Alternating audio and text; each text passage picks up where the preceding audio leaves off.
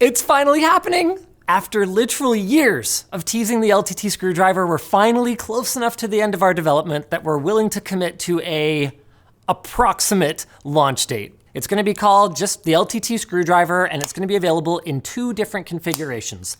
All black and signature LTT orange and black. But both screwdrivers are otherwise identical. So let's start at the tip and make our way to the back, shall we? We've got a black chrome plated shaft with diamond knurling that is perfect for getting your screw tensions just right, and a super strong magnet in the tip, so you'll never accidentally leave a bit behind in your screw when you pull off the screwdriver. Then we've got our selector ring, which allows you to change the ratchet from driving to removing mode. It also has a center switch if you don't want to use the ratchet for whatever reason. We've got our beauty ring in matte Delrin on the black and injection molded ABS on the colored versions. And then we've got the handle, a deep topic of discussion during development. The shape was entirely custom with our own Alex Clark doing the bulk of the modeling work, and then Kyle from the Creator Warehouse team figuring out how to actually make it manufacturable. And we worked with a local mold company that has managed to create a mold so precise, you can barely even see the seam lines. It's made of a nylon-rich ABS polymer, and it's got an EDM finish that gives it both a pleasing matte appearance as well as a nice kind of soft touch feel. The ergonomics of this thing are just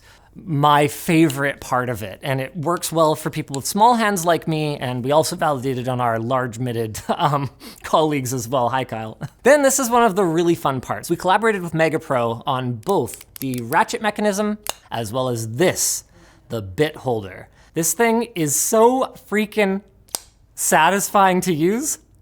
I absolutely love it.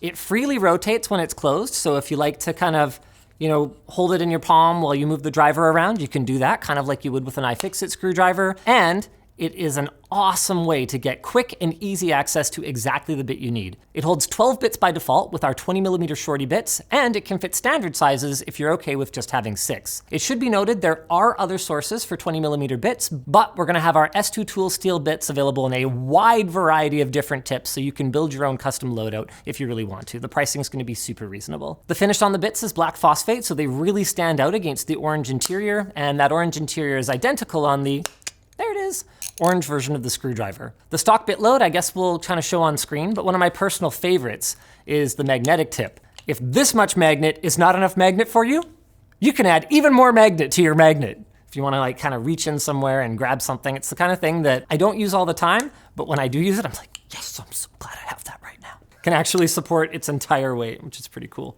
Oh. It does eventually fall. As for why we went with these shorter bits, there are a couple of good reasons. One is that was the only way that we were gonna be able to fit 12 bits by default in such a small ergonomic handle. And number 2 is that even if you're not using the magnetic tip, we found that the less tool steel you have between the magnet embedded in the shaft and whatever screw it is you're trying to hold onto it, the stronger the pull, which is just basic how magnets work. So it really grabs onto your screws, which is really nice. There are a couple more things we want to refine in the coming months. We want to get the ratchet sound and feel just right. It's a little loud and we want it to operate a little bit more smoothly, but we have a very clear roadmap for how we're going to do that. And the bottom line is we spent a lot of time, we worked really hard, like many hours and actual hundreds of thousands of dollars of development cost to make these the best freaking screwdrivers for assembling PCs. And if you guys sign up for the wait list, hopefully you'll like them as much as we do. Yeah, they're definitely still too loud. We'll work on that.